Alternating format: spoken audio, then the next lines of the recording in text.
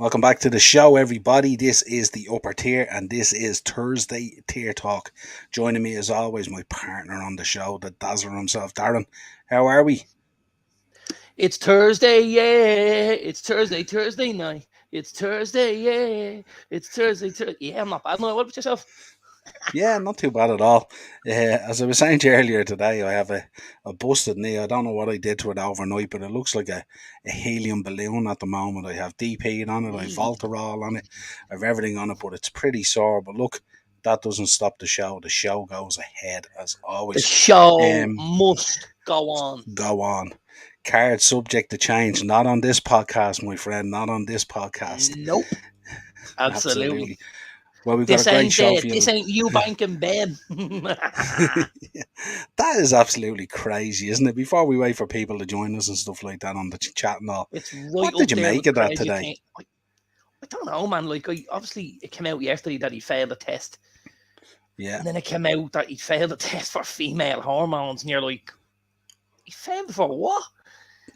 And obviously, they had said, listen, we're going to go ahead with the fight and stuff like that. And then, because he hadn't failed a test on the British Boxing Board of Control. And then they come out and they're like, actually, no, you're not fighting. I just came home this evening because I've been working all day. I was in a school today and I was in the club. So I haven't seen anything. I came home this evening and I'm trying to set up the place and get ready.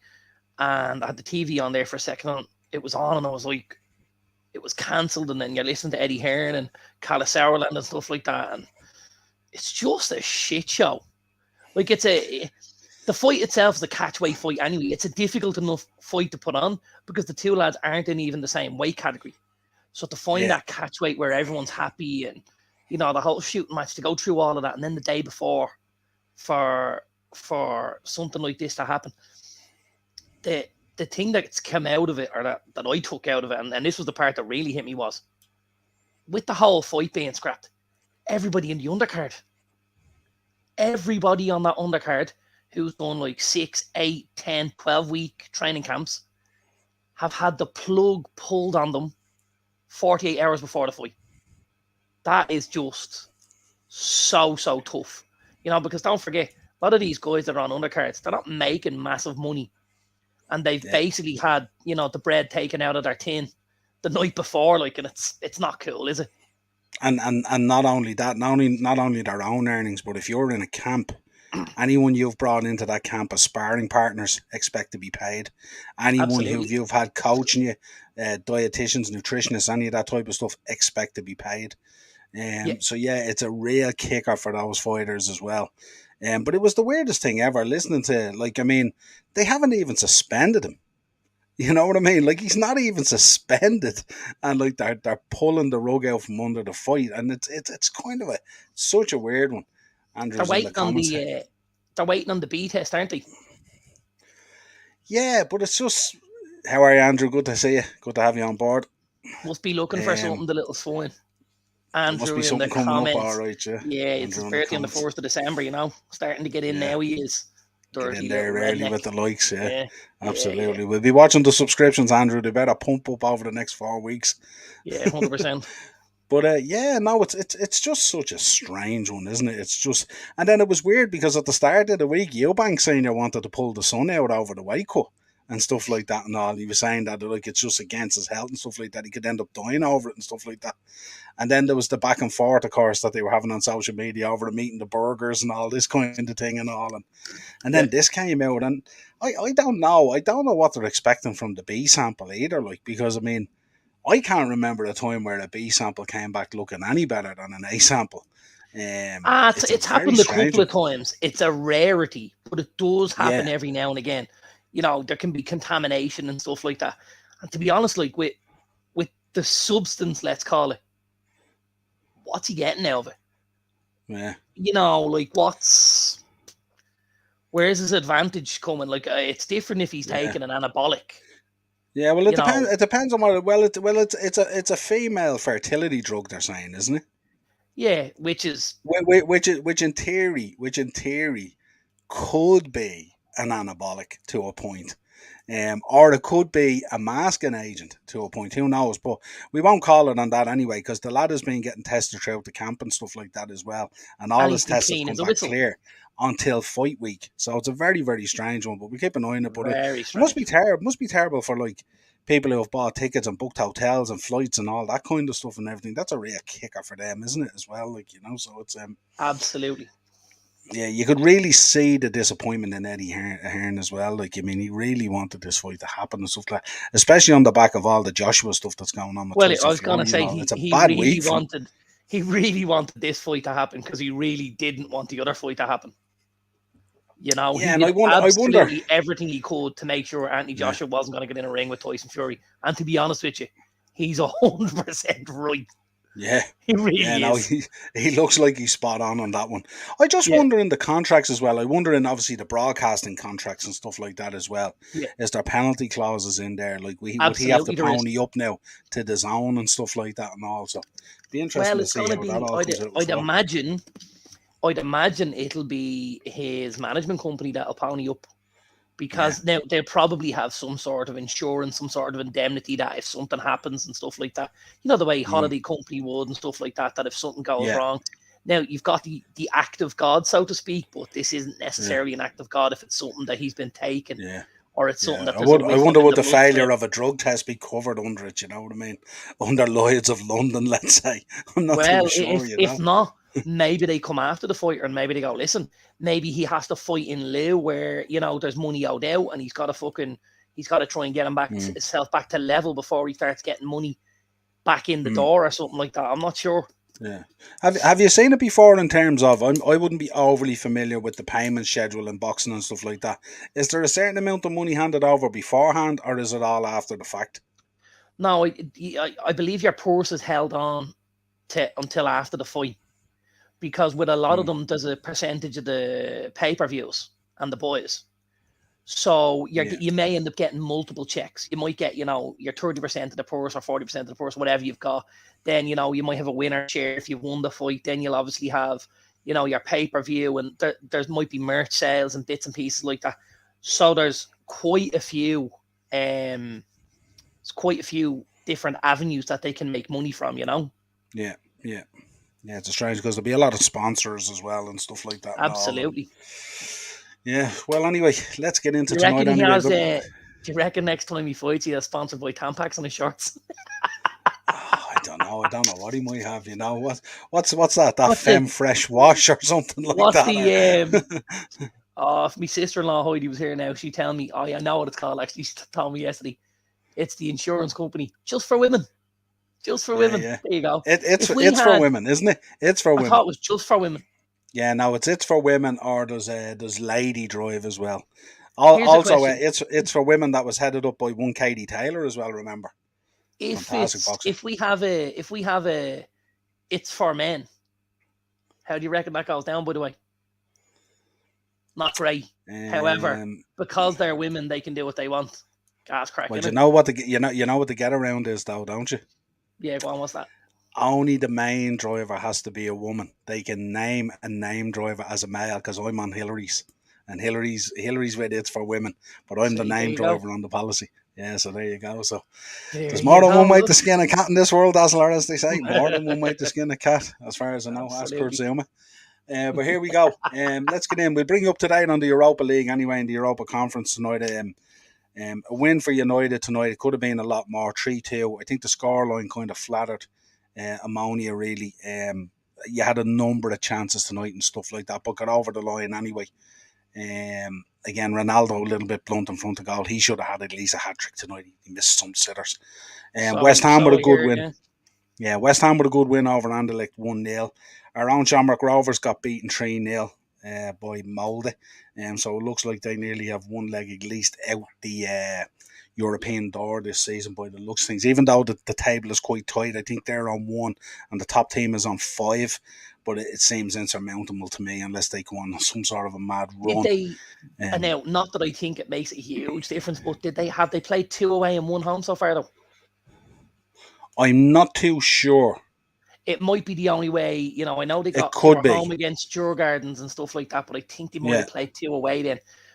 Yeah. Listen, if the table's anyway tight, a couple of home games might put them in with a chance. And listen, you got to say, like Rovers getting that far, it's super. You know, it's super for them, and it's super for the league, and it's super for the fans that can, go and enjoy European football and stuff like that. And I Yeah. think it's a great idea that they kept it in Tallaght Stadium this time and they didn't try and take it somewhere else, Yeah, absolutely. And Arsenal are on a tear again tonight, making a lot of changes and stuff like that. 2-0 up at half time, they were 60 minutes gone, still 2-0. The goals coming from Eddie Nketiah, with Kieran Tierney with the assist, and Rob Holding with the other goal from Fabio Vieira. They should be 5 or 6-0 up at this stage, being honest, looking at the game. They've missed an absolute bagload of chances, which can happen when you make that number of changes in the starting lineup and stuff like that. Absolutely. Obviously, Arteta with one eye on Sunday, and we'll get into that later in the show.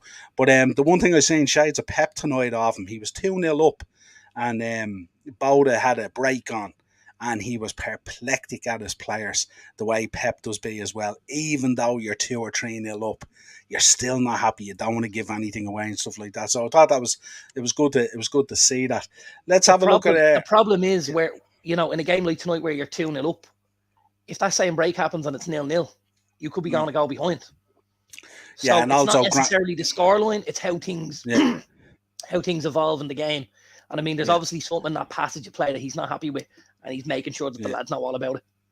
Yeah, and there was also Granit Xhaka as well with a needless booking as well. He got fouled, but the ref didn't give the foul, and then the player went to play on and he grabbed the ball on the ground and stuff like that and picked up a booking. So if they went down to 10 men, it could be a very different situation. 2-0 up. So yeah, they're not a terrible side, the lads Bodo Glimt. They're decent, they're attacking. They play a decent style of football, in fairness to them. Yeah, absolutely. Right, let's check out the Champions League. It's going to come up there now. I think we'll go full screen on this one, Dazzler, for our poor old mince boys. Overrated shite, this, isn't it? Yeah, some of it is, that's for sure. No, I mean, I suppose the surprises on the night really were, Bruges beating Atletico 2-0. Huge surprise. Napoli absolutely pumped Ajax. Raspadori on a tear at the moment. Yeah. We obviously got over the line against Rangers 2-0 there. Better performance, better formation, but again, a bit blunt up front. Still, Nunes still trying to find his feet. Sporting went 1-0 up, I think, inside 30 seconds or something like that, and then they ended up losing 4-1.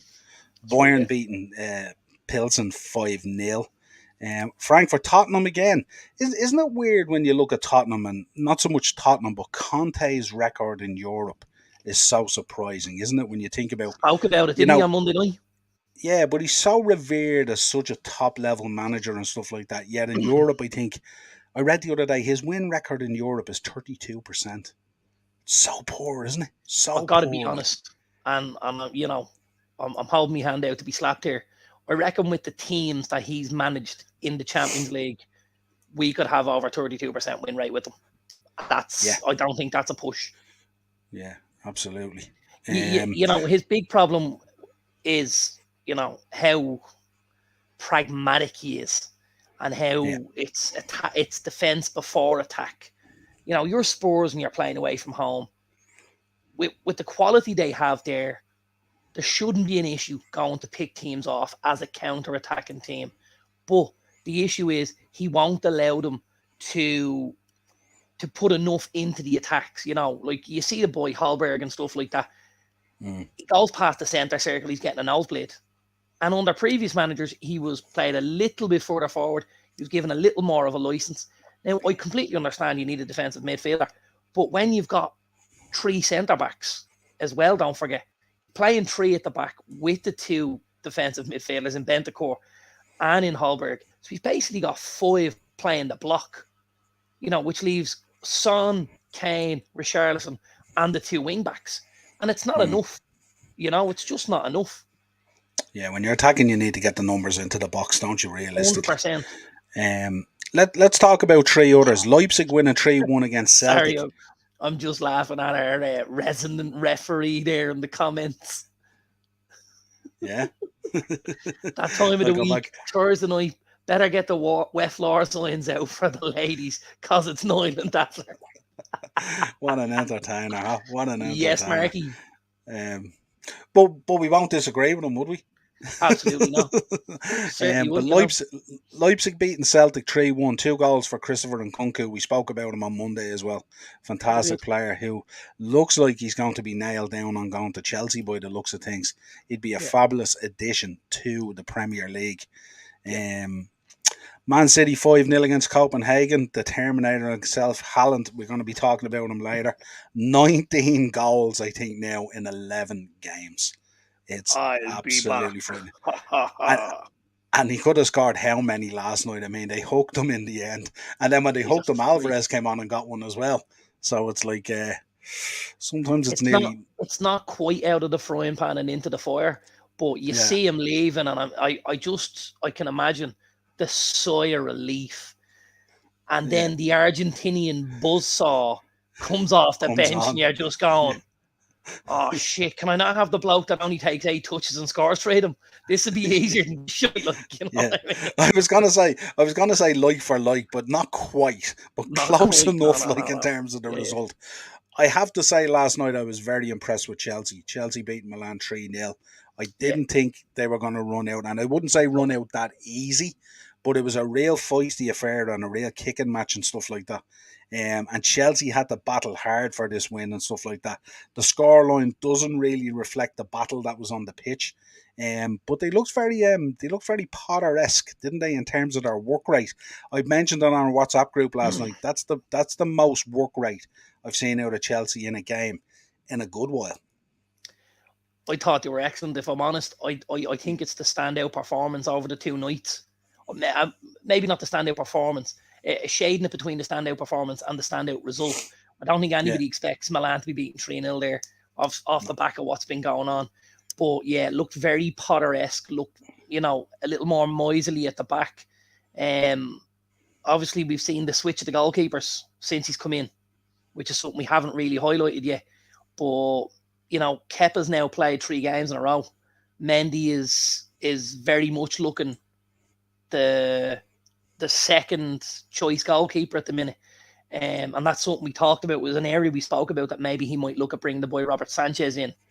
Now, if he thinks he can get a tune out of Kepa, because Kepa's obviously way better with the ball at his feet than Mendy is, then maybe he's going to get a reprieve here.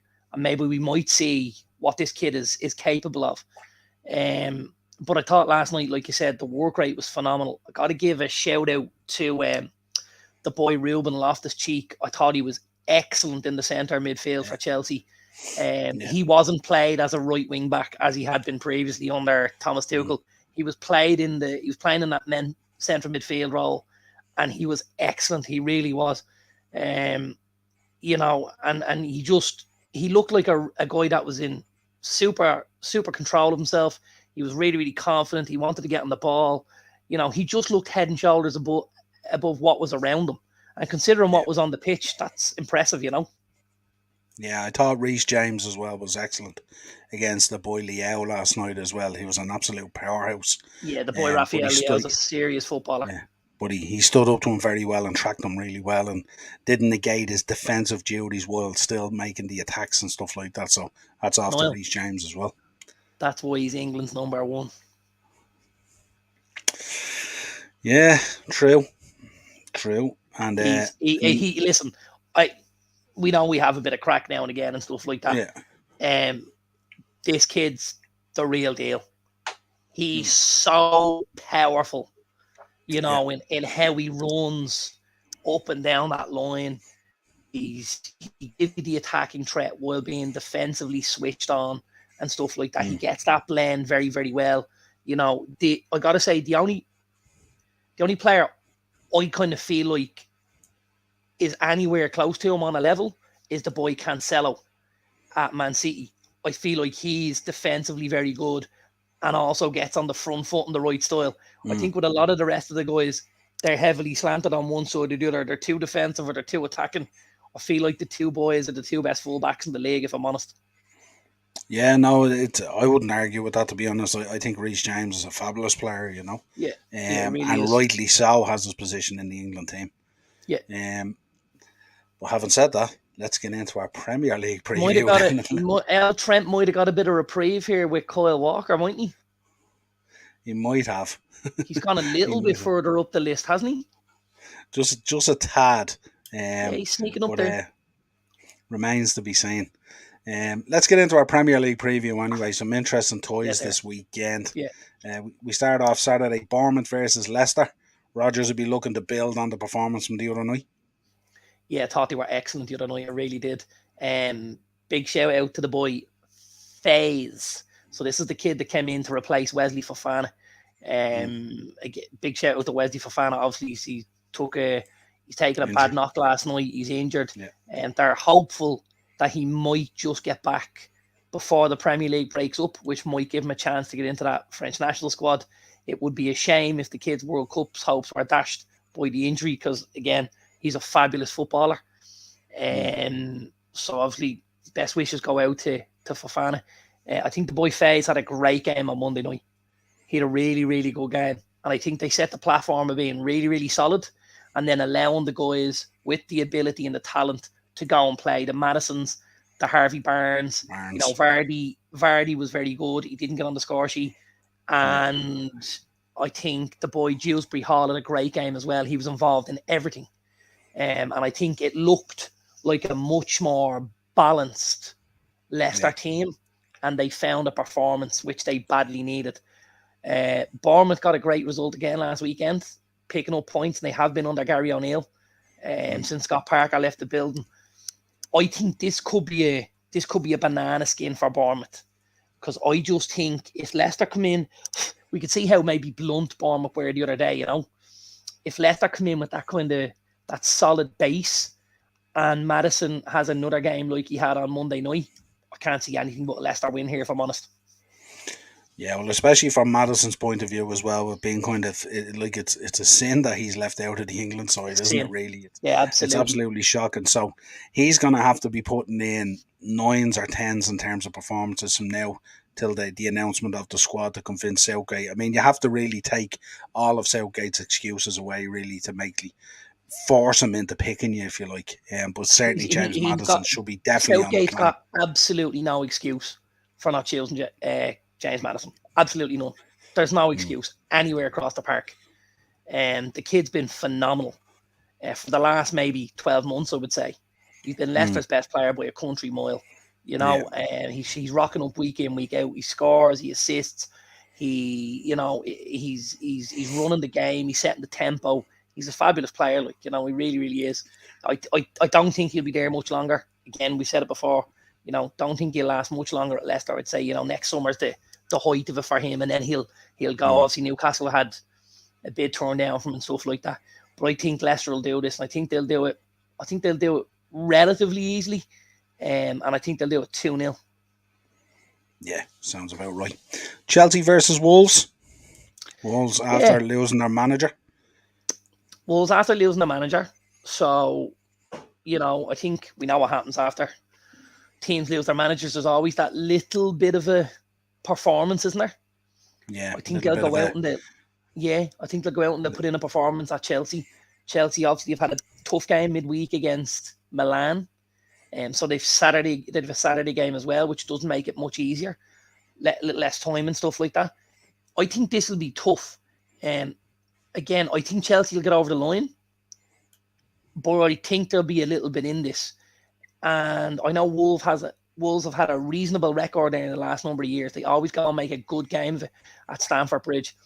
And they'll probably have the returning Diego Costa at one stage or another, whether he starts or whether he comes off the bench. I don't know if any of the listeners have seen him in action last weekend when he came on against West Ham. He was for a half an hour, very, very good. He was excellent. Another week under his belt. Do you start him and give him 60 minutes? Possibly.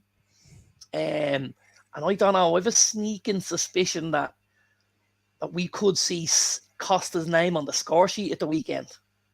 But I still don't think it'll be enough. And I still think Chelsea will get over the line. So I'm going to go Chelsea 3-1. 3-1. It's an interesting dynamic as well, isn't it? Facing up to his whole team as well. What have you made of? Did you see who they've been linked with? Wolves. Who's the preferred candidate? Julian Lopetegui. Yep. This man here. We were going to talk about it later, but we may as well talk about it now. We may as well hit it now. Yeah, absolutely. What you thinking? He's a top manager. He's a really, really top manager. From what I hear, he was involved in the conversation for the United job. There was a couple of options, and Lopetegui was in there with Ten Hag and Pochettino. That's apparently the word that went around. He's obviously, he went in at Madrid, you know, it was a shit show at Madrid at Real, and he came out very, very quickly. But he's done a good job at that Spanish national team. He's done a good job, obviously, at Sevilla until this year, and he's done a good job previously. So he's a very, very technical manager. He's a very, very clever, well-educated manager. I think this is a great appointment for Wolves. And if I'm honest, it's not where I thought they'd go, but I think it's a really, really big step up for Wolves. And if they get it, I think fair play to them. Yeah, it's an interesting dynamic as well for the Premier League, isn't it? They really are attracting in a lot of quality at the moment at the managerial level and stuff like that. Yeah. And I think with him going in there and being so technical, I think he has a great squad there to deal with as well. He has a really good squad of technical players. We spoke about it, and he's, you know what he's really, really good at? He's really, really good at getting 1-0 wins. So he sets teams up to be, you know, maybe not as pragmatic, but to be solid, to have shape, to find balance, and to try and be a little bit freer. I think it's good news for some of the lads. Like I reckon he'd absolutely love Adama Traore. I think that's right up his street. You know, that you play on the counter attack like that, and you've got a guy that can just. We've seen him in action. If anyone teaches the guy how to pass, how to make that last pass or put that cross into the box, like at times he is just unplayable. He really is. We've seen it, the power, the pace. He ghosts past lads like they're not there. He barges through players. He's beaten 2 or 3 lads with one touch. He's so good. The end product isn't anywhere near where it needs to be, because if it was, he wouldn't be playing for Wolves. That's the fact of the matter.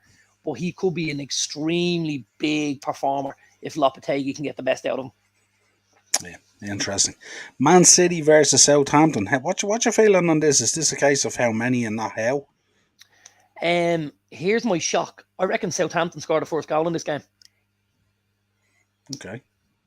I reckon Southampton take the lead, and then City come into it and get their goal and get a second and a third maybe, and you know, I think that's something like that. But I don't think Southampton will roll over here. They've had a couple of good results against City in recent years, and I think they'll be buoyed by that. And I think again at times when Ralph has been under pressure, these lads have always come out and put a performance in for him. And I think right now there's a huge amount of speculation about his future, and I think this is the time where we might see Southampton put a performance in to try and say. I don't necessarily think it'll be enough, because I think City at home at the minute, City are a juggernaut, and I think it would take something serious to stop them. But I think Southampton will put in a very valiant performance, let's say. But I think City will edge this. I'm going to go 3-1 to Man City. Okay. Excellent. Newcastle versus Brantford. Yeah, I'm actually looking forward to this one, if I'm honest. This is the black and whites versus the red and whites, isn't it? The stripes, the battle of the candies, and the, you know, I'm looking forward to this. Obviously, great performance last weekend from Newcastle away from home at Fulham. Really huge performance. Got Eddie Howe, got the ball moving again for Eddie Howe and the boys up there on Tyneside. I suppose Brentford would have hoped for a victory last weekend away at Bournemouth, but they were very poor. They were poor everywhere. Well, sorry, I shouldn't say they were poor everywhere. They were drab. You know, there was no pace. They weren't quick. They were sharp. There was none of that one-touch pass and no give and goes. Even Tony and Mbeumo looked off the pace. It was poor. I expect to see a much better performance from Brentford this weekend, because I don't think you do that twice under Thomas Frank, if I'm honest. And I think it could be a really, really good game. I expect to see goals in this. And again, you're looking at Ivan Toney going back to his former club. I think he would love a goal up there on up in the Gallagher end as a lad that obviously grew up playing for Newcastle. I think that'd be amazing for him. I'm going to go 2-2 on this one. 2-2. I think Newcastle just edge it. I think they're in really good form at the moment. Callum Wilson's on fire. And I just think Newcastle at home as well with the Geordie crowd and stuff like that. Yeah. I think Newcastle just edge it. I think it'll be Newcastle 3-1, but I think it'll be close with about 15 to go, and Newcastle might just pull another one. But I think it could be 2-1 for a large part of the game, but finish 3-1 to Newcastle. Marky's in the comments. He's expecting Brighton to beat Spurs. Not it's a bad tough game. shout. It's not the game you want after being away from home in Europe this week. I think nobody looked at Brighton and went, I want to go there, to the Amex. It's a tough place to go. Again, they've got the new manager in. They'll have the bounce. Guys will still be putting their best foot forward. They played very well at Anfield last weekend. They were unlucky not to come away. Yeah. I think this is another banana skin for Spurs. I really, really do. I suppose the only thing you can say about Spurs right now is while they're floundering going forward, they're a little more solid at the back.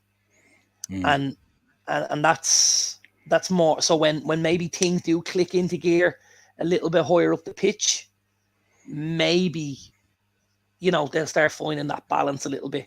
But I think this is a tough one for them. I really do. Do you know what? I'm gonna go the draw on this. I'm gonna go the same as the Newcastle Brentford result. I'm gonna go 2-2 on this. Okay. A little spoiler alert there. Myself and Marky are obviously going head to head in the fantasy football at the moment. But just to let you know, Trossard has gone straight back in there. After me having to take him out last week. I bet he has. Yeah, no, he's gone back in all right, yeah. Have my team ready for the weekend as well, Darren. I'll give you a look at it later. See what you think. Being my fantasy football coach. I think Brighton are just going to edge this, to be honest. I think it'll be tight though. It'll be 2-1. It's an interesting one with Spurs. You spoke about it even earlier when we spoke about the Champions League and stuff like that. He just doesn't open up away from home, doesn't he? And it can become really, really frustrating if they don't get off the mark pretty quick. And we know that Brighton haven't been giving up goals either, I don't know, well, until last weekend. I don't know about... but you know what I mean in general. Yeah. I don't know about... Obviously, I'm not a Spurs fan, so I don't know how the Spurs fans feel about this. But... you're watching the results, but also I think the performances are so difficult to watch. Some of the games, it's not free flowing. I think there's different ways to be pragmatic, and if you look at it from a point of view as, you've obviously had Rafa in at Liverpool, a very pragmatic manager, right? You try to do things a certain way from the back moving forward, but you didn't necessarily look at games and think, Jesus, we were boring, drab and shy, Whereas I think Conte and Mourinho can take it to a whole new level of boring, drab and shy from that pragmatic approach, where they park the bus or they decide, okay, nobody scores today. And you go, okay, that's great. What about us? Nobody scores today. Oh, us either? Right, I'm with you. So, when you go into a game knowing, you're looking for a 0-0, that's just not football for me. It's really, really not. It's nearly borderline managerial shithousery, really, isn't it? At 100%. A different level when you think about it. The first game I ever had my United season tickets for, and I think I've mentioned before, was United versus Chelsea. It was a bank holiday Monday. David Moyes was in as manager. Mourinho, it was bank holiday Monday over there in the August, bank holiday Monday. And Mourinho came to Old Trafford and played with a false 9. And he played Andre Schürrle up front as a false 9 and had no shots on target for the whole game. And it was just and he got out with a 0-0 draw. And it was the worst game of football I've ever... I would genuinely prefer to go and see United get spanked. I've seen United get absolutely thumped 5-0 by Liverpool. And that game against Chelsea was still the worst game of football I've ever seen. Yeah, that's scary. in terms of, you know what I mean? It's an interesting one. I was listening to a Spurs fan the other night on a podcast, and it was so interesting, the dynamic of the conversation. But they were talking about how they've a beautiful stadium now. They do that warrants them playing beautiful football, really. Absolutely. And do you know the point he made? The point he made is he'd rather be going and watching beautiful football week on week than to play shite football and win a trophy. And I thought that was a huge call for a Spurs fan to turn around and say that. It's such a dynamic, isn't it? Yeah, it is like, and I suppose that's a very similar sort of dynamic that I would have had when United came in when Mourinho came in at United. I was extremely anti Mourinho. I didn't want him to get the job. I never thought it was going to be good for our youth or for our style of play, and it proved both of them was right. But I just think when you've got guys like that, you dread going to watch football, and that's very difficult. I probably, of all the managers we've had, and let's say full-time managers, Solskjaer, Ten Hag, David Moyes, Jose Mourinho, and Louis Van Gaal. Right, so we've had 5 in the 8 years since Alex left, and the fewest amount of games I went to was under Jose Mourinho. The fewest, because I couldn't get myself up to go and watch that. Now listen, I went and watched us get absolutely ram-raided last year, and I had a good idea it was going to happen. But I don't mind it if I think we've a chance of winning a game where we'll give it a go. You know what I'm saying? But not when you're going out for 0-0s at home to fucking, Fulham. I've just have so little interest in that. It's scary. I really do. Yeah. So I can feel the pain of those Spurs fans, if I'm honest. Yeah, absolutely. Well, I just thought it was an interesting dynamic the way they said it, because when we talk about Spurs, it's always about we need to win a bit of silverware, we need to get that trophy. But it was a good point to make, because it's an absolutely amazing stadium. It's beautiful. Listen, it's the best stadium in the league. Yeah, probably. Hands Hands down, best stadium in the league. Yeah, no, it is. And looks amazing. You're right. That they need to. I suppose the thing with Conte is, if Conte can get them to a certain level, maybe the next time round they can get an even bigger name. Now I know that can be tough, but you're not going to go from 0 to 100. You might go from 0 to 20, and then to 25, and then 32, and you'll climb and climb and climb. And that's kind of what they've done under Levy over the years. And something's always got better. Their players got better. Their stadiums got better. Look at the training ground they train at. It's a fabulous training ground. They've got everything now. The last kind of piece of the puzzle is to get a manager in there and to get a team playing, the Ruud Gullit style, sexy football, let's call it, and go and win a trophy. And that's, like, if he does that at Spurs, Daniel Levy, he's done an amazing job for them. He really has.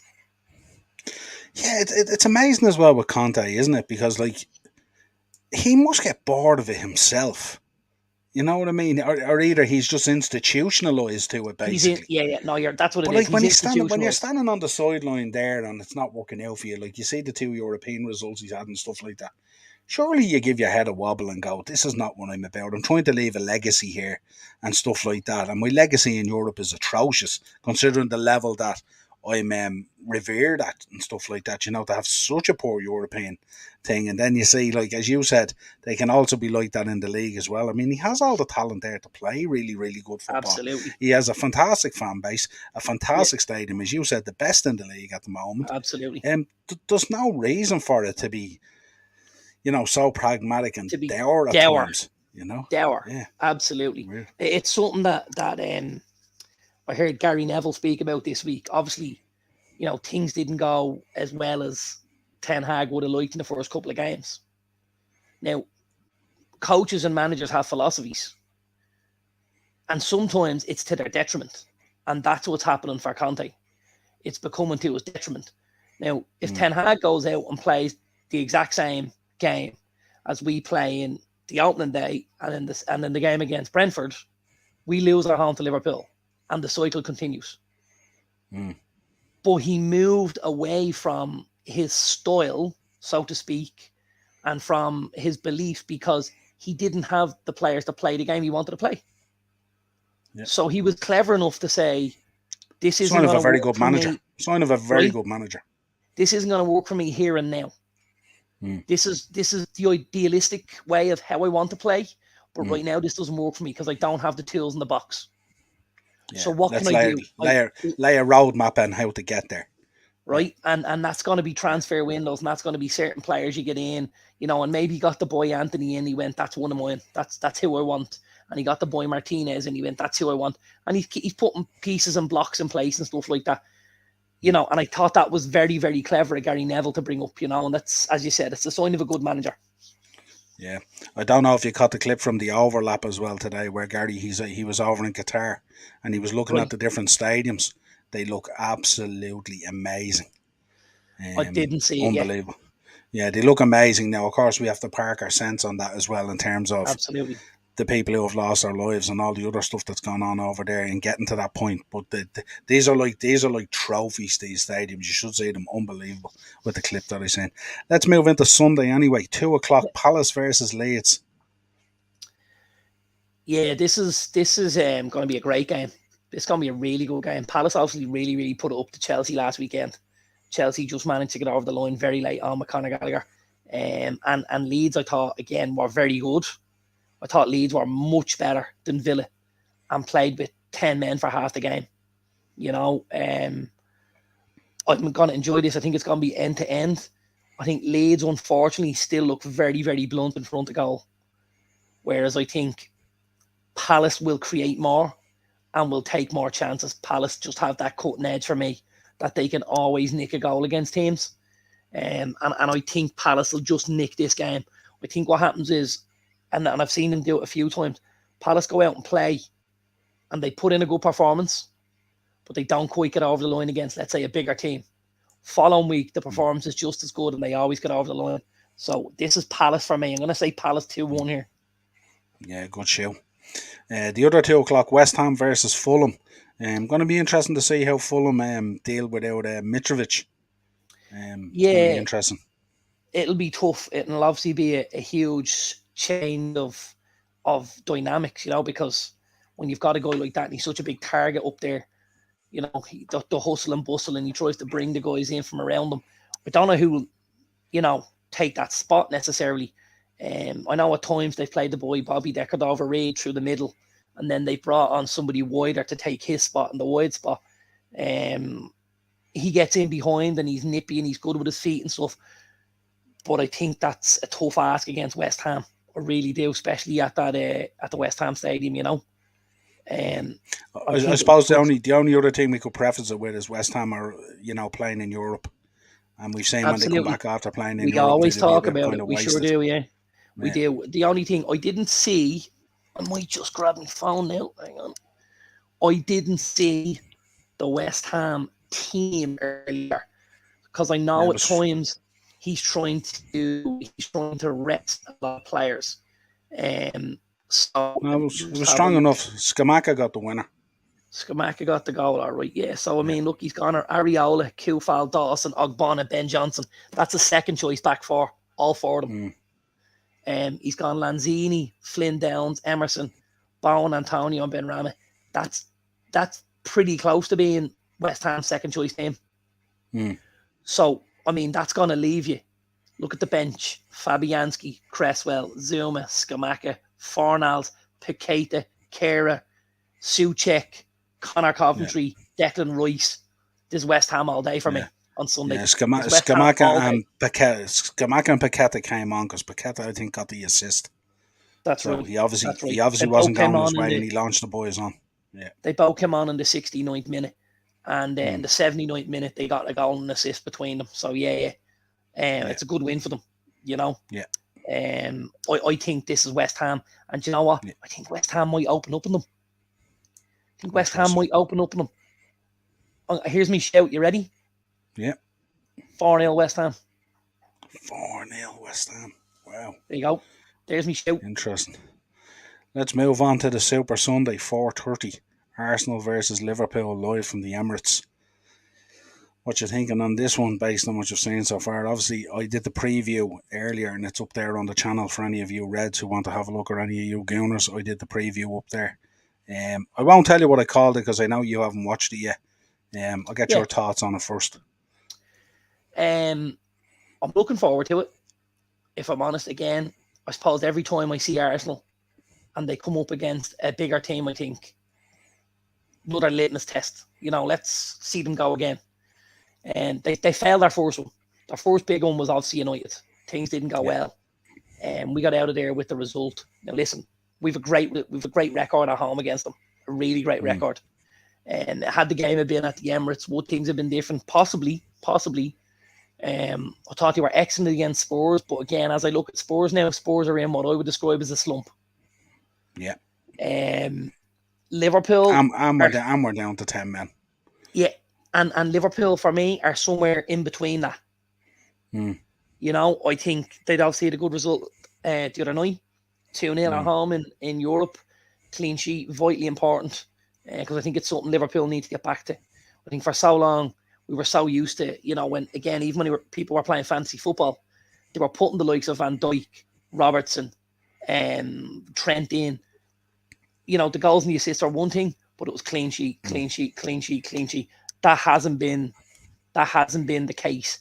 I think Arsenal will trouble Liverpool greatly because I think at times pace in behind is what hurts you guys. Yeah. And I think they'll have the likes of Martinelli, who's a super footballer. We know how good he is. He'll try and torment Trent. You'll have Saka on the other side. You'll have Jesus, who won't make life easy because his work rate's phenomenal. You know, I think this will be tough. I think we could be looking at some sort of a score draw here. I wouldn't be at all surprised to see a 1-1 draw here. Yeah, I called it on the preview 2-2. A 2-2 draw, and I was thinking, my mindset was thinking that I wouldn't be surprised if we tried to do what you tried to do to them. You know, balls down the wings and over the top for the likes of Rashford and that with Diaz and Salah. And I thought that could work pretty well, cutting in from those different angles. My biggest concern, I would think, in the game at the moment is the midfield. I'm not sure if Thiago and Hendo are strong enough to stand up to Xhaka and Partey, with Vieira maybe dropping in there as well, potentially. I'm not too sure. But we have a really good record at the Emirates as well.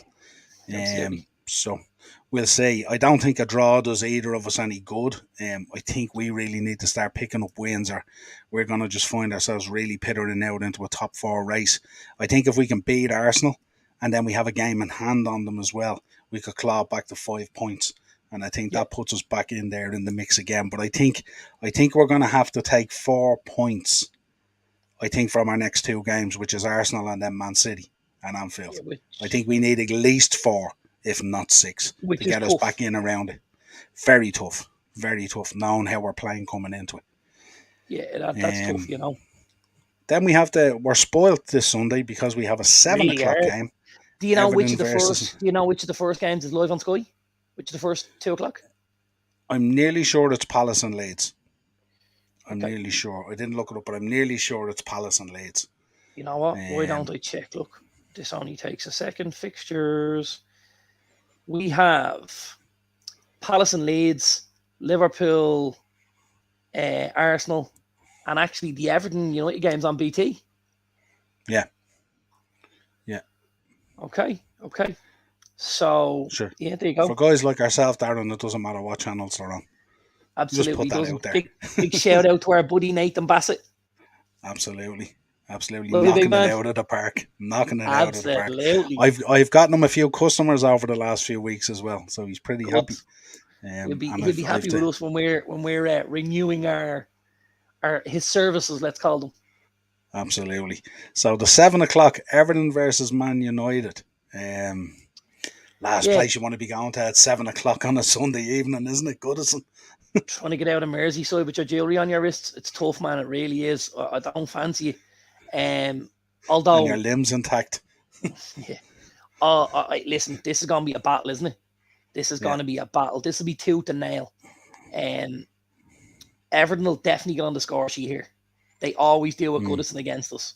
They always score against Goodison against us. But I didn't see the game earlier, but I spoke to actually Ted, one of our lads from Retrotainment and Retrotainment Recast there and on the slab, So I spoke to Ted earlier, and I've been majorly impressed with Anthony Martial under Eric Ten Hag. I thought although he's been injured, I thought when he's played, his performance has been top drawer. They really have. That went from pre-season, and he carried it in with him. And every time I see, like, obviously last weekend, there's very few pluses for us. He was one of the big pluses. Tonight, again, he comes on himself and Rashford, the game changes, I thought some of his hold-up play has been excellent. Some of the play, the way he's been able to bring players in around him, which is very good. And I think he won't mind going up against guys like Tarkovsky and Cody. They will rough him up, but technically he's very good. And I think, he's got the pace to trouble guys like that. And then you look at the wings, and if you've got a Seamus Coleman, and if you've got a Michaelenko, I'm all right with Anthony and Rashford going in there and having a go off the boys. I really am. I don't think it'll be easy, but I think after last weekend, this will be a huge game. I think tonight's win is big for us again. We concede, but we win a game. I see Sunday going the same. I see us getting on the score. I see Everton getting on the score sheet, but us getting out with a victory. And I'm going to go 2-1 United on this. 2-1 United. Good shout on Martial. Yeah, he has made a huge difference in there as well. Safe to say, I had to take Mitrovic out of my fantasy team tonight. Yes. Or today. And guess who I put in? Anthony Martial has gone into my front line on my fantasy team for this week because Mitrovic is injured, so I had to give him the boot, and Martial was the one I brought in. And a little tip for any of our fantasy football people who play it.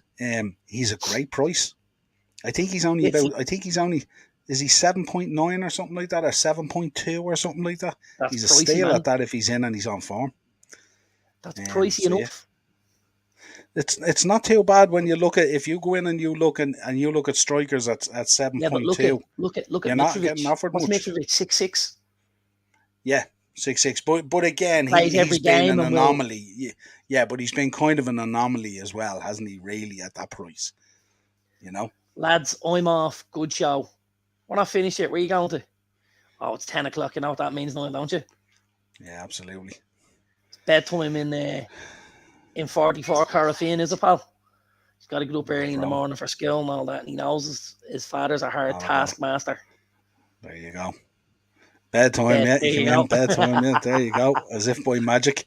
Monday then, the 8 o'clock on Monday, Forest versus Aston Villa. Stevie Cooper under a lot of pressure at the moment. A lot of pressure. Here's the funny thing about Stevie Cooper. I thought he was doing a better job with almost lesser known players. And now what's happened is they brought in these 23 signings, absolutely mental. I've never seen that like it. We love that they have a go. NFL stuff. They change a roster basically. Yeah. And I love that they made that change, and they rolled the dice that you want to see. But it does make it very, very hard from starting with 23 new players and trying to find roles for them all and trying to find out who plays what roles best. Now, absolutely, you're gonna have tape that you've watched where you were signing a player and you had a look at them on a tape and you went, "That's who I want. This is what he brings." Blah blah blah. But getting them all in there together is tough, and kind of everyone hitting their straps at the same time at a new club is difficult. It really, really is, I think this is a big game for Steve Cooper because I think if they don't get a win on Monday night, I think it's good night, Stevie. Yeah. I've got to be honest, I think it's good night. Del Boy in the chat. How are you, Del Boy? Go over, check out his channel. What's the crack? What's the bleeding story, boys? Good to see it. I hope you're happy enough with Arsenal at the moment. I think they've just gone 3. They finished 3-0 actually, Arsenal. Finished 3-0, yeah. Fabio Vieira got the goal. Jesus with the assist. Another goal. He's looking very good, the boy Vieira. And he was the one we spoke about that went way under the radar when Arsenal fans were talking about their signings and stuff. He actually got a goal and an assist. He got the assist for holding, and he got the goal then to finish off with. I remember when they signed him and he came in and he looked about 8 stone and they were saying, how's this guy going to stand up in the Premier League and stuff like that? He's a slick, steady little character on the ball, isn't he? Oh, yeah, he is. He's a lovely little... Oh, do you know how I'm going to describe him? He's a little midfield schemer. He's just in there. He loves playing. He picks up the ball in between the lines, in between the back four and that midfield. Just picks up the ball in these lovely little pockets and areas. And he's very, very clever and technical when he gets in the ball. And really, really nice little player, I have to say. That was a find for Arsenal, I think. Yeah. He's like... And actually, do you know what? Sorry, because we mentioned this at the start of the season. Yeah. We mentioned this about naming Odegaard captain. Mm. This boy Vieira could cause Mikel Arteta a lot of trouble, because if he keeps playing the way he is, Odegaard's not getting a look in. And if Odegaard doesn't get the look in, someone else has got to put the armband on. Yeah, Del Boy back. Vieira looks very good. Old head on a young body. I told you, yeah. Absolutely. Pretty sure that's not what you told us, Del, but anyway. Yeah, I don't think that's what he told us. I think at one stage we were talking about teabag out of prison break, and he'd be walking around with lads hanging out of his jean pockets and all this kind of stuff and all. But yeah, he looks the real deal, and it was great last weekend as well to hear the Gooners and all singing the Vieira song again and stuff like that before him.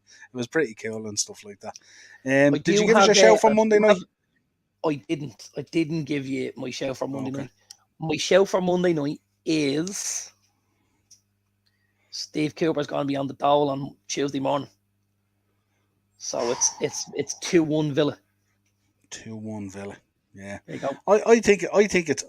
I know you have to kind of make a change if it's not going your way and stuff like that, but I think it's very harsh on them. 23 new players in there, 8 games in, and they're going to make a change. But I suppose when you can't see, I suppose at the moment with the way they're playing at the moment, you can't even see those sort of like, you can't see the progress or something like that, where it's going to come from and stuff like that. Like if you thought he had a plan, but he's trying to bed into 23 players. You know what? I think here's what's going to happen. Oh, well, if it's me, again, first of all, I probably don't bring in the 23.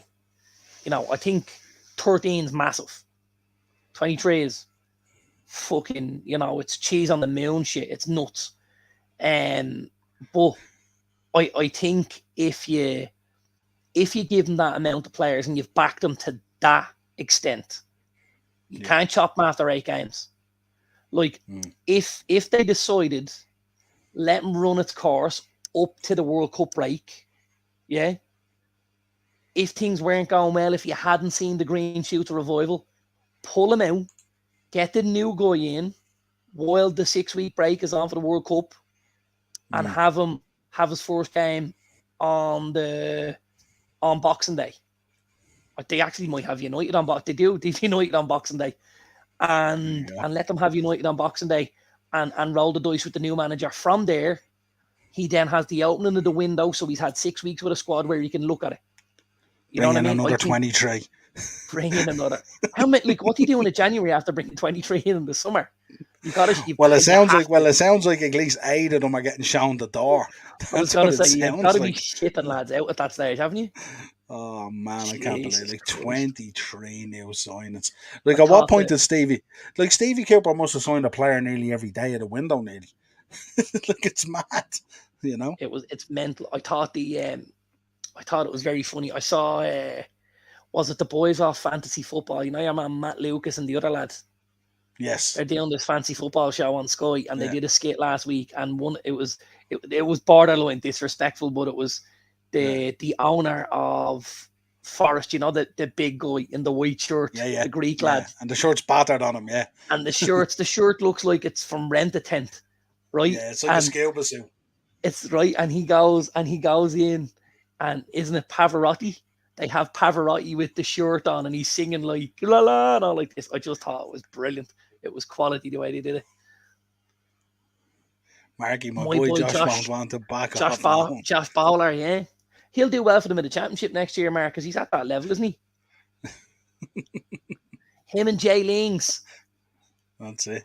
How much would you love to see Jay Lings get relegated? Oh my word. If fucking Carlsberg did the end of the season. For the wedge that he's on, I don't even know whether he cared at this stage in his career. If Carlsberg did end the seasons, Jay Lings getting relegated to the championship and having to rock up to Stoke on a Tuesday night with a gale coming between them two stands, it's It's what's keeping me alive. I have to tell you now. It's mad, isn't it? Yeah. Let's get into Beat the Bookie, will we? Have a bit of fun. Beat the bookie. Beat the Bookie. Would you like me to start with our resident ref, or do you want to kick us off again? I'm going to kick us off because I don't want anyone crossing over me bets, you know. I want to get them out there in the public. You're like trap 6. You want to be out of the traps early. Oh, 100%. Right, let's have a little look here. Okay, I just have 2. I just did 2, right? I thought 2 is enough. I'm going for quality over quantity. And that's okay. I have to be honest. I bring you the prices now, don't I? You do. I always give you the good prices, right? You do. Here's my anytime goal scorers. There's only 3 of them, right? Okay. And these 3 give you a combined 40-1 anytime. Nice. Now, you'll be very surprised how good these footballers are when I say a 40-1 treble. Yeah? Let's start off at Stamford Bridge. Let's talk about a man I spoke about earlier, returning to Stamford Bridge. Yeah? Diego Costa. My first one is Diego Costa. I reckon Costa gets one at the weekend just to, twist it a little bit for the Chelsea boys. And it'll probably be a filthy penalty or something, won't it? Oh, it'll be really down like dirty and grimy, Or he'll be on his back in the penalty area, and the ball will fall to him, and he'll give the Christy Brown into the top corner, and 100%. He'll look great, won't he? Good show. The second one is a man you spoke about, and bringing him into your fancy football team. One Anthony Martial. He actually has an extremely good record at Goodison Park. So I've gone for Martial as my second. Costa and Martial, these are all right for a 40-1 treble, Niall, yeah? Yeah, absolutely. And I finish this off, and I'm going to actually tell you what kind of goal this guy's going to score, yeah? Darwin Núñez. Yeah? Yeah. And he's going to score a header. In off his fucking ear, probably. He's going to score a header. Because I think I think if I'm Darwin Núñez and I'm in, not let's say a rich vein of form and I need a goal, what's the one thing I want to see in front of me? What's the one thing I want to see in front of me? Go on. Gabriel. Bob. I was thinking more a penalty for Salah more than anything off Gabriel. David Luiz in drag, right? And I think he absolutely batters the boy Gabriel for a header. Batters him. I'm even telling you what kind of goals they're fucking scoring. Now, lads, I can do no more from you. Any more, and I'd be taking the 10 around my pocket and putting the bet on for you. So, Diego Costa, Anthony Martial, and Darwin Núñez, 40-1. You can thank me later. Good show. Right. I've done something I usually don't do. I made a hames of that, didn't I? Okay, my next bet. This is a big price, Niall. You'll like this one. This is going to be, I reckon this is our charity bet. Yeah? Okay. What's my favourite bet, Niall? Every week. Both teams to score and result. Result and both teams to score. Okay, I've got 4 for you. Yeah? Okay. 3 of them I gave you in the preview. 1 of them I didn't. I must have changed my mind somewhere along the line. Man City home against Southampton. City in both to score.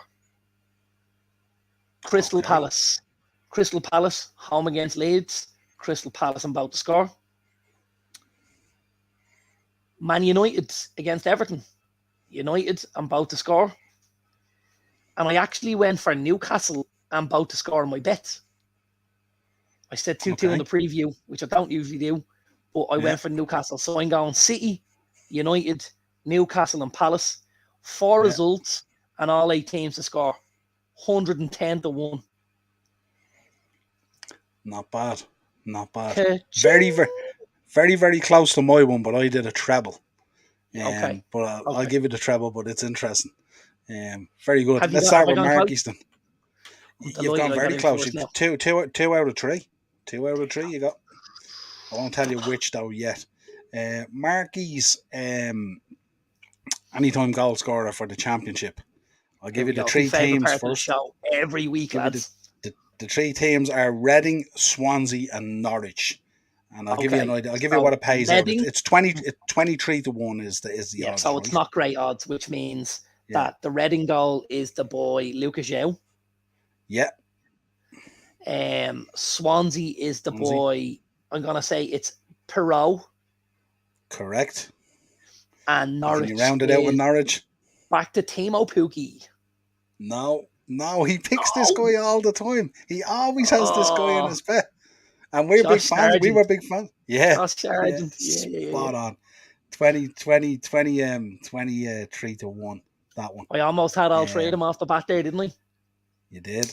And then he did his anytime goal scorer. His anytime goal scorer for the Premier League as well. So he did. Give me the clubs. Chelsea. Aubameyang. No, Raheem the Dream. Right. And then he went with Leicester.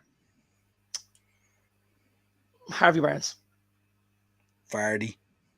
Must be due a couple of goals, Vardy, at this stage, isn't he? Has to. Well, he needs a couple of goals. If this goal bonus doesn't start going in, El Wagga Christie, she's in trouble, isn't she? What's she paying out now? 1.7 mil? He'd be selling that 6 Series BMW he got for winning the Prem. Imagine your Mrs. Mouth got you into 1.7 million worth of trouble. Jamie. It's probably cheaper than getting divorced, in fairness. Jamie, have a word, pal, will you? Have a word. Don't forget, chat shit, get banged. Chat shit, pay up. And of course, Newcastle is the last one, and I mean, that's a giveaway. If you don't get the Newcastle one. Callum Wilson. Yeah, absolutely. So 12 to 1 for those three. He didn't send me his. I didn't get a United one off him. I don't think he didn't give you a bet builder for United. I don't think he did. Now, no, he didn't. Marty, that's not like it, pal. He didn't give me one like for that. Marty. So that's our resident referee's bets. Not too bad at all, and you were spot on in your picks. I'll give you my ones. I started out with I'll do the both teams to score and result, will I? So I went with Palace, and I went with Palace and United. Okay, they're two of them anyway that you had. And the other one I went with was Liverpool. So I went against my prediction as well. I went with Liverpool to win and both teams to score against Arsenal. 63 to 1 for the treble. I was going to say, yeah, that'll be all right for a treble. Yeah, sure would. 63 to 1 for the treble. I might do both of them. Mine and yours. I did a little Saturday handicap as well. -1 for Chelsea and Newcastle, and -2 for Man City, 12 to 1. That's a nice little bet, isn't it? Yeah, it's not too bad now. It's not too far-fetched. Chelsea are home to Wolves. Yeah. Newcastle are home to Brentford. Yeah. And City are home to Southampton. Yeah. The City one at -2 might be a stretch. 12 to 1, yeah. 12 to 1. Now, I did two anytime goal scorers. I did one for Saturday and one for Sunday. Because there's no worse feeling than you dropping your docket on a Saturday with Sunday bets on it, is there? So I separate them. Come on, Noel, let the dog see the rabbit. But funny enough, I picked out eight goal scorers, right? And of the 8 goal scorers, you didn't pick any of them. So on the Saturday goal scorer anytime, I had Kane, Haaland, Aubameyang, and Maddison, 26 to 1. That's all right, considering 3 of them are, I would say, nearly nailed on most weeks, aren't they? Kane, Haaland, and Aubameyang. Yeah, well, Aubameyang's finding form at the moment, and he's scoring. He sure is. He always has that rich vein of form when he gets to the club before he starts pissing on people. And I think you mentioned in your preview as well, you might expect one from Maddison against who are they up against? Southampton, is it? Do you get a whiff of the yell? Not Southampton. Bournemouth. Of the yell. Pierre-Emerick punks off him. Yeah, absolutely. The Sunday goal scorer I did was 30 to 1, and it's an anytime one as well. I went with Mo Salah, Wilfred Zaha, Bruno Fernandes, and Jared Bowen. 30 to 1. Okay. Again, not bad. Nothing wrong with that. Yeah, I kind of sided with Bruno and Salah on the basis that we might get a pen in each. So they'd be the penalty takers. Unless Anthony Martial wins the penalty, then it might change. Possibly. But that was 30 to 1. Then I did a Saturday accumulator, and I went with Leicester, Chelsea, Brighton, Man City, and Newcastle, all 15-1. Nice. That's what those are my bets for the weekend. I like that now. I gotta be honest. I like that. I'm happy out with that. It's not too bad, sure. So. No, it's absolutely not. Yeah, I like it, man. Not too bad.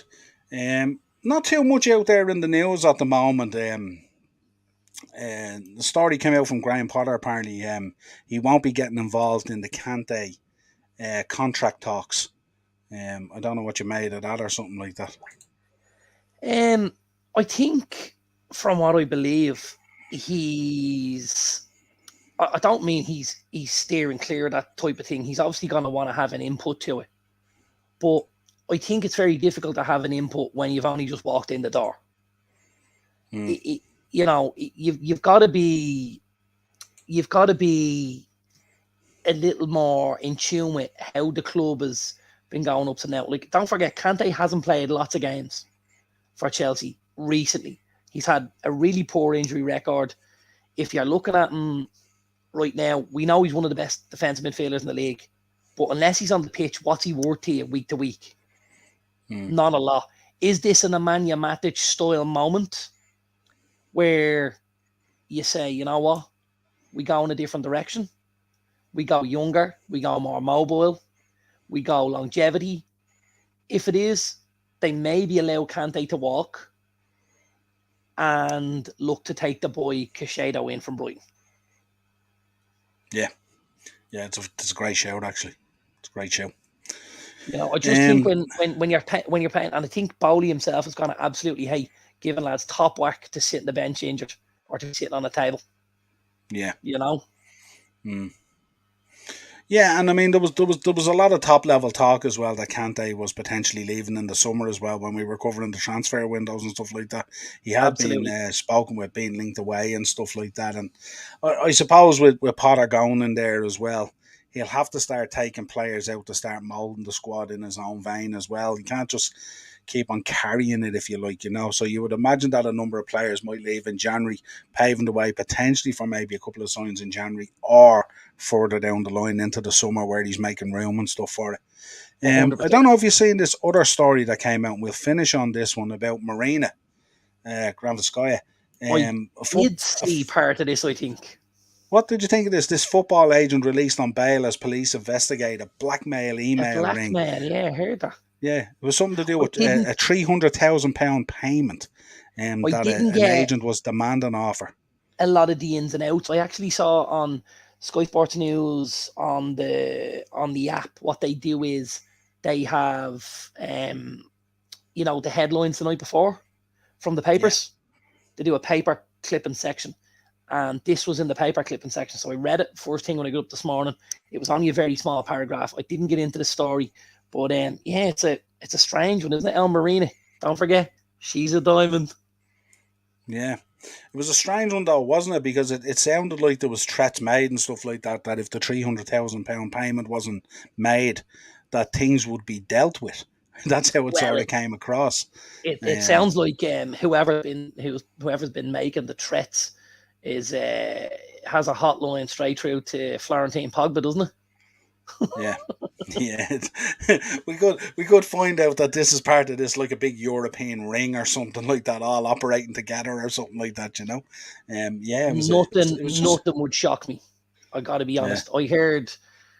I heard something on the radio this morning, and it's obviously not football related, but it's related to the underhanded things that go on.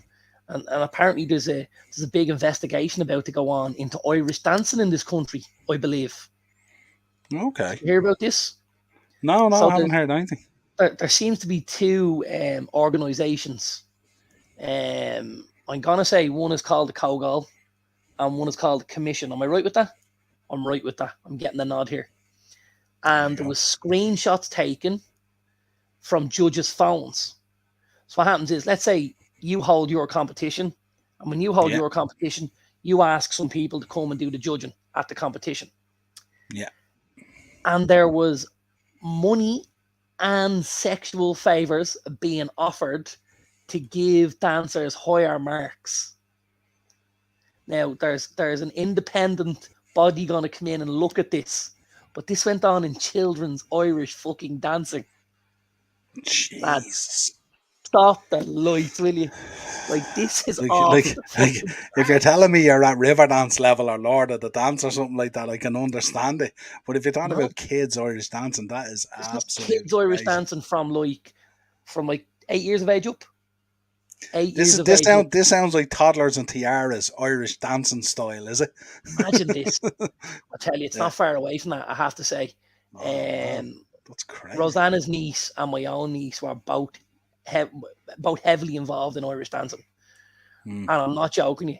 In my life, I have never seen a money-making racket like it. Just look at your man. He's a swine. What goes on in the tennis competition? Marky, let's just say there was chalk dust. I hope he's not like Joey's bleeding Taylor.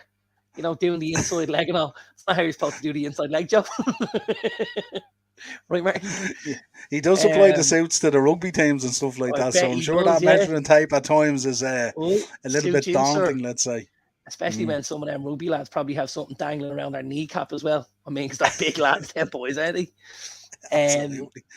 But yeah, this apparently has gone on from like the very bottom all the way up. But I've always viewed it. I have a little girl. When we had our daughter, the first thing I said was, and I made this very clear to everybody, my daughter will not be doing Irish dancing because it is a money-making racket.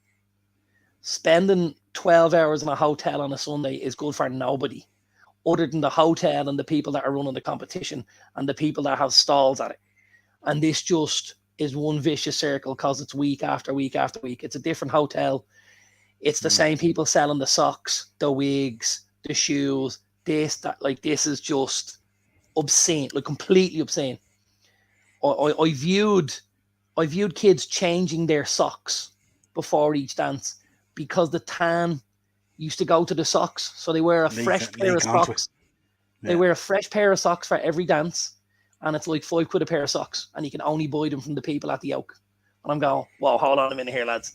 This is called a monopoly. And they're illegal in this country, or a cartel.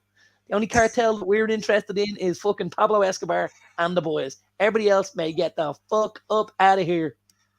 We've come to the conclusion now that nothing is sacred in the country anymore. Sure, it's not. Irish Everything now is a work. Everything is a God. work now. Everything is a work. Everything.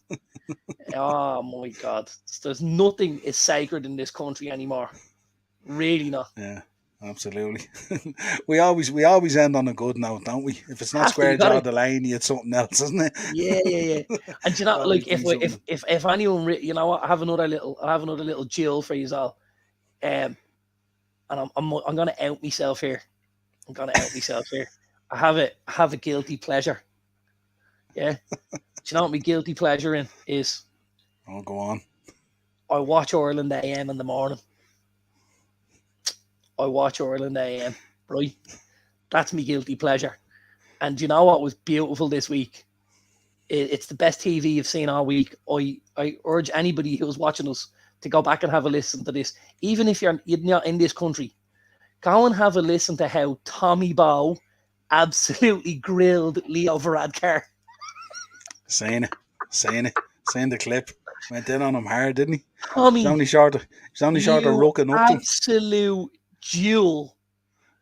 Oh, what a man, Tommy. I'm going in to buy a 15 Kings jumper tomorrow just to give you a bit of support, pal, after that. It won't fit me because obviously they're made for midgets, but I'll certainly go in and buy one because you deserve every penny after grilling Leo the Leak. Quality. I absolutely love it. Letting them off with nothing. Top drawer. Hillary's nephew works in there as a researcher for the show. He lines up a lot of the stuff and stuff like that. He does. Right. Hillary's nephew.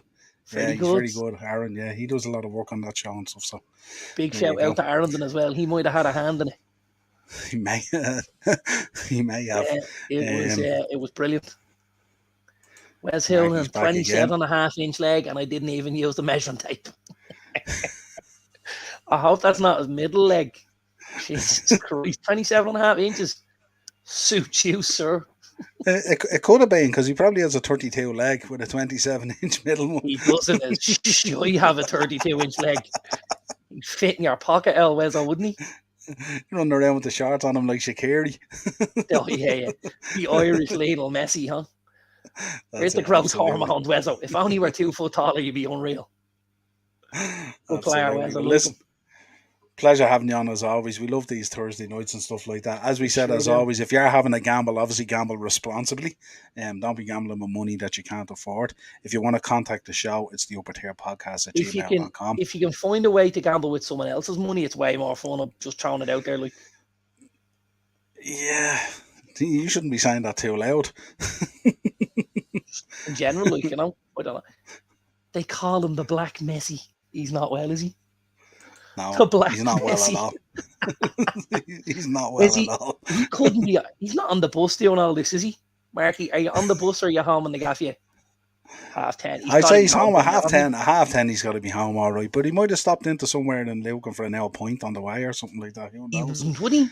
Stop in for an L tipple on the way into the house? He might now, He might be looking for an L Elvis gig or something like that. You never know. I walked past the door of Golden Disc yesterday in the pavilions, and the stand, they had a promotional stand right at the front of the shop, and it was this new Elvis album, and the only thing I could think of was, we'll have to get that for Marky as a stocking filler for Christmas, don't we? Absolutely. If you're saying him in full voice, he's top notch when he was playing with that Elvis experience. Home and all, so we can be all shook up. Absolutely. As always, if you're looking for the show, we're out there on all the socials: Facebook, Instagram, Twitter, and TikTok. I will be back on Sunday evening with a match reaction and player ratings. We're also going to be back, if you want to check out on Dynamo's Dozens channel there. I did a preview today for Extreme Rules if you're a pro wrestling fan, and I also took a look back at the week in wrestling history. So a nice little tidy show there, about 20 minutes. I watched it and I shared it, Niall, and I thoroughly enjoyed it. It was great. Good man. And we are supposed to be get to be on it with you, but that's okay. Don't be cruel. He loves them, doesn't he? We're supposed to be doing another show this week as well, celebrating 25 years of Kane in WWE as well. So that should be an interesting show. I did. The Signature Series, they did all right with it, in fairness. The prices just scare me. $500, is it? I think it's probably more. Those signature belts, some of them have gone through the roof now. $499. You might be right. I didn't look at the price, but I think when I looked at a Cena one there the other day, it was like $1,000 or something like that. It was something crazy. That's the orange one with the spinner belt on it? Yeah, it's not the orange one. It's like the US version of it, isn't it? Isn't it the red and the blue? Like a re-release of the US one or something. It's got the original flag on it though. Yeah, so there's two. Yeah. There's the original spinner. Yeah. But there's also, so that's not the Signature Series one. The Cena's Signature Series is the world title with the spinner on the orange leather. Yeah. It's they're all, they don't get a great rep, those Signature Series belts. Because, I mean, there's so many options that you could do with them. And I just feel like at times that WWE don't pull the trigger on them enough or roll the dice on them. They play safe. Yeah, the Mysterio one is a bit horrific. The nicest one I've seen actually so far is the Randy Orton one. It's really, really nice. With the Louis Vuitton brown with the RKO on the thing. I seen it in real life over in Dallas when I was at WrestleMania. It's funny that you like that, because it looked old school. Considering you like all those little wash bags and all. Do the listeners know you've got them wash bags now? Absolutely. All legit. Absolutely. That's it. So thanks again. Thanks to everyone in the chat. If you can, drop a like on the video on the way out, and obviously hit the subscribe and share button and the bell notification. And we shall talk to you again real soon. Cheers, bro. Thanks, pal.